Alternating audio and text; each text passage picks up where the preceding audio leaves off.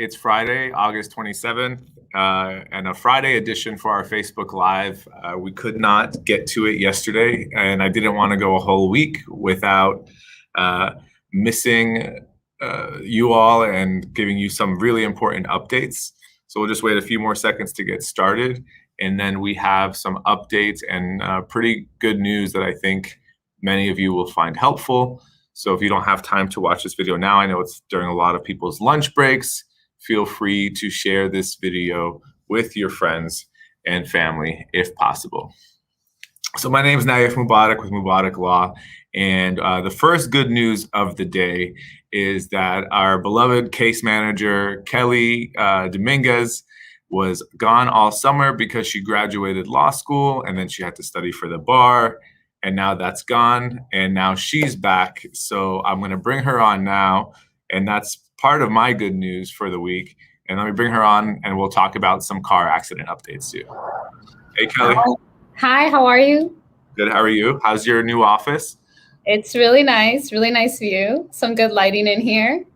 Good. I just told everybody, as you know, about you taking the bar exam and everything else. And I know that was a stressful summer, but you're back, and how's it feel to be back?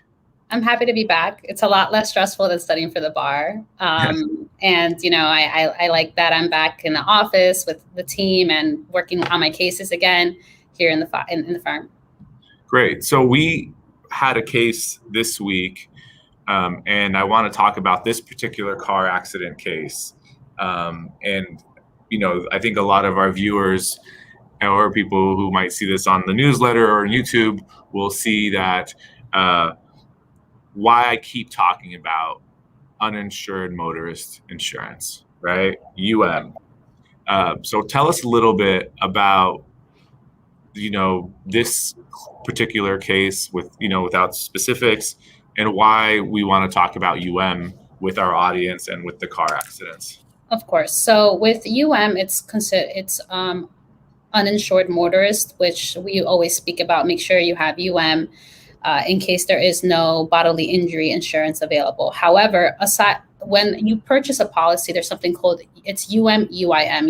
UIM is underinsured motorist. So what occurs there is when you have a policy, you can have a bodily injury policy, and it, for example, minimum is $10,000. Now, if you have that coverage of UIM, the UIM will come in, and if that policy it's $50,000, for example, we can go after the bodily injury policy of $10,000, and then we can go after the UIM policy of $50,000. However, that $50,000 gets credited the $10,000 that we recovered from bodily injury, which means that you're in. Let's break it down a little bit. Mm-hmm. I'm in a car accident. Right. I am rear-ended. Mm-hmm. Right. That person who hit me has $10,000 bodily injury policy. That's correct. Correct so far. So the UIM, is that coming from me, my coverage? Yes, it will be coming from you. Or it depends. If you are using someone else's car and you don't have the UIM under your policy at certain times, for example, if it's a workers' compensation claim, which is the one that we were handling this week, that UIM from the workers' compensation claim vehicle will help us if we can prove that our client doesn't have the UIM under his policy and the bodily injury recovery has already been completely taken, the settlement has occurred. Then from there, we can go ahead and pursue the UIM policy. But it is important that we have to completely recover the underlying case, which is the bodily injury case, for us to pursue underinsured motorist. So basically, what we're talking about for everybody who's listening or will hear this, when we are hit or injured by another party and they do not have enough insurance coverage and they do not have the personal wealth for us to pursue, this is an extra insurance for your own protection. And what Kelly is talking about is our case with workman's comp. One of our clients was working. He got hit while he was working or driving a vehicle. The policy was only $10,000 from the other driver. This particular client was injured where his bills are in excess of $50,000, maybe double that amount. So if there is no if there is no uninsured motorist insurance, then he would be stuck with that $10,000 and all of those bills. So when I tell you all, please, please, please call your insurance provider, pay the extra $20, $30, $40, protect yourselves and protect your families to get the In his case, there is but it is only X amount of dollars that is not going to even cover his medical bills. So hopefully we can at least cover his bills, but it's not going to be something that unfortunately our client is going to be able to walk away with a lot of cash in his pocket, because there's not enough coverage for the bills, let alone his damages. So, and he could have been stuck with just 10 if the car he was driving didn't have the for 50. And we can't stress this enough. And Kelly brought this up yesterday when we were talking about this case, that we should definitely remind you all about it. And I hope that you guys, heed our advice. It is also important to know with workers' compensation is very different, and most firms don't always handle it in-house. So you have a workers' compensation attorney, and then you have a bodily injury attorney, which is completely different.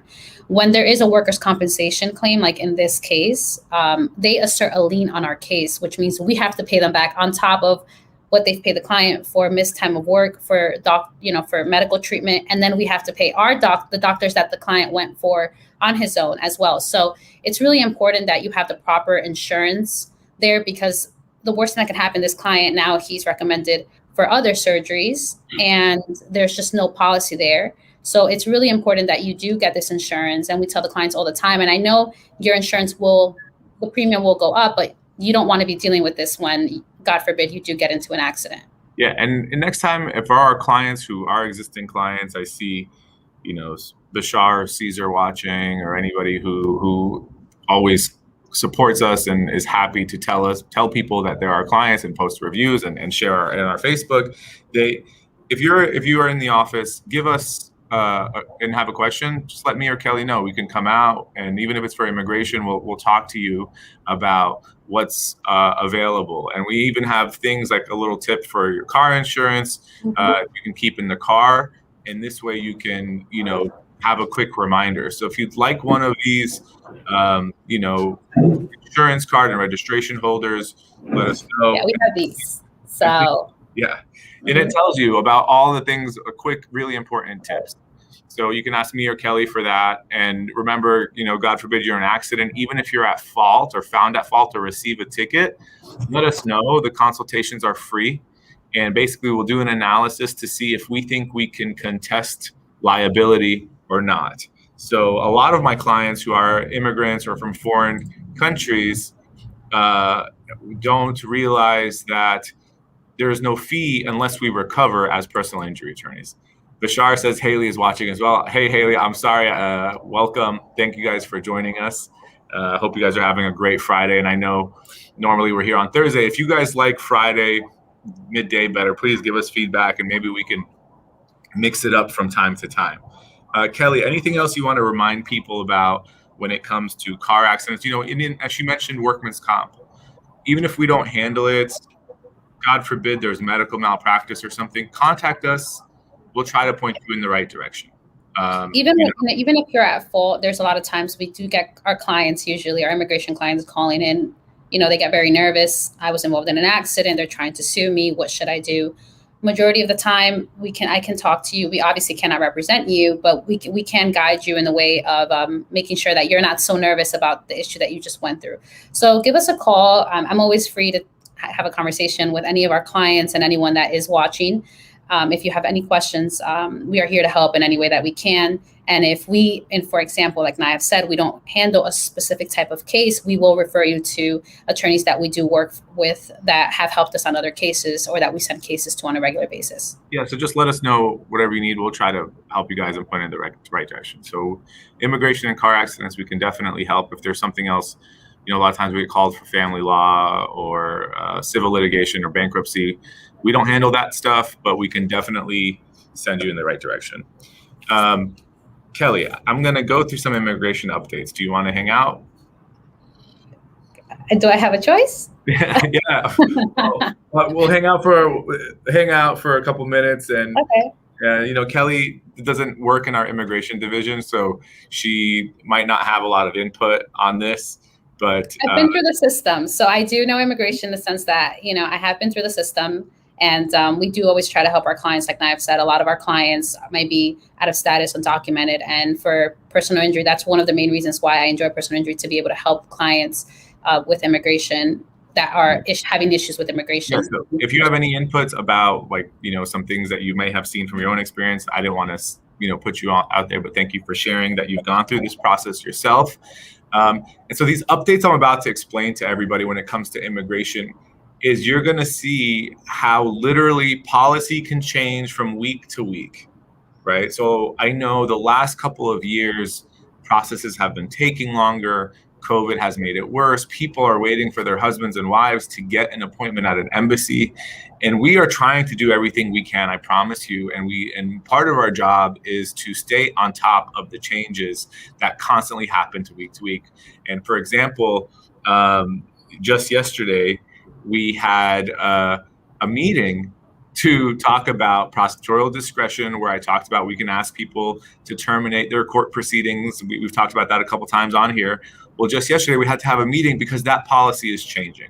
So I'm going to go ahead and talk to you guys a little bit about this. So if you remember, at the end of May, DHS issued a memorandum that's saying that removal and enforcement priorities for people who they would like to focus their energies on to remove from the United States, and to give discretion for those who are not priorities. This allows us to try to terminate people who are in court proceedings. Well, guess what? We've been enjoying this for about 2 months. Texas and Oklahoma sued President Biden, and now Texas court issued an injunction, meaning that PD had to stop.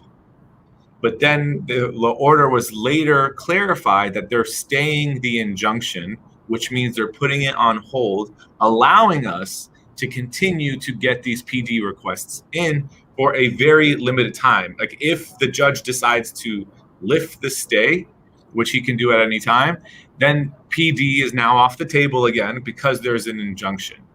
So literally, we go from preparing something and we're ready to file it one day, and then there can be a court order, and the next day the whole system stops.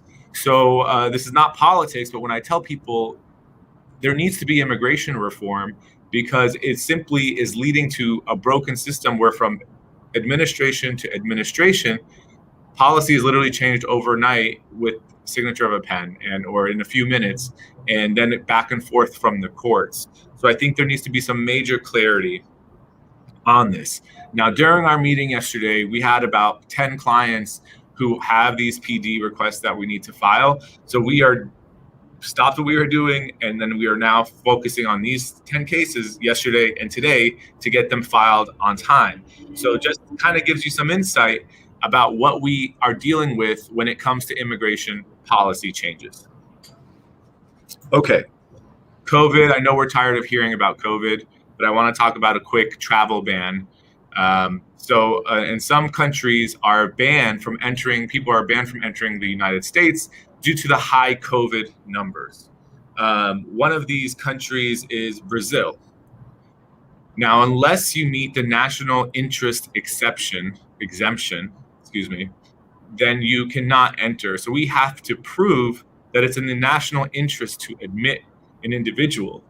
Now, this could be somebody who might be an incredible surgeon or physician or researcher, where we have to contact the embassy, or international students. Often you might fall under this exemption.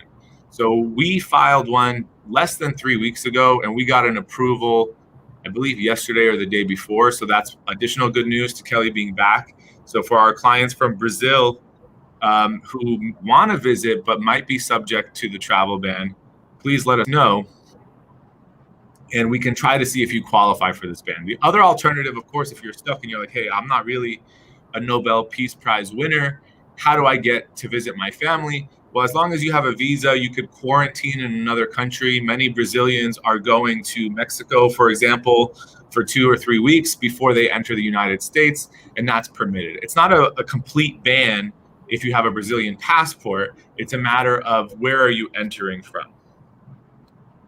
All right. Okay, a couple more things. And there was a question last time from the Facebook Live that we saw after the fact. So I'm going to take this moment to answer the submitted questions. I believe it was from Miss Yvette, and it was about another policy change. So typically there's a process called change of status. And change of status means I'm here as a tourist. Kelly's an international student. I say I want to be an international student, so I file to change my status. Well, to change your status, you had to what's called bridge the gap on your tourist visa extension. So that means every 6 months you have to file a tourist visa extension until your change of status to F1 was approved. The F1 cases were taking 8 to 12 months. Sometimes people were filing 2 or 3 bridge the gap applications for their F1. What do you know? After doing that for a couple of years, this policy is now gone. So we no longer, which is some good news, have to file a 539 extension to bridge the gap for your change of status for your international student visa. This is super helpful for our clients who are already spending so much money to study here that they don't need an arbitrary application just to bridge the gap. So that's was a great question. I'm sorry we missed it last week. And thank you to Attorney Ravani, who did an incredible job talking about domestic violence, visa options, U visa, VAWA. Attorney Ravani already has like 1,800 views on her video. So I think people found it very helpful. And thank you for covering last week's Facebook Live. So it is the end of the month, which means that we have our last Saturday consultations. Last Saturday of every month, we do Saturday consultations. So we understand that you all might be working Monday through Friday. So once a month, we offer our Saturday consultations. And then next week is going to be the 1st of September, which means our newsletter is going to be coming out. So look for that. You'll see updates from Kelly, from personal injury, from me, Ravani, all about immigration to talk about, keep you all informed, client reviews and things like that. And if you have any suggestions, just let us know. There's going to be form changes from USCIS. So if you're filing for your citizenship application on your own, for example, please double check the form. Remember, the forms are always free from uscis.gov. Do not pay any shady website for the forms. Okay. That wraps us up for today. We have more updates for you. Also, Nayef, just Yes. 1 second. Remember, with the naturalization forms, they can do it online now. It gives you the option to fill online. Yeah, so there's a lot of forms. Thanks, Kelly. There's a lot of forms that you could do online now, like TPS registrations.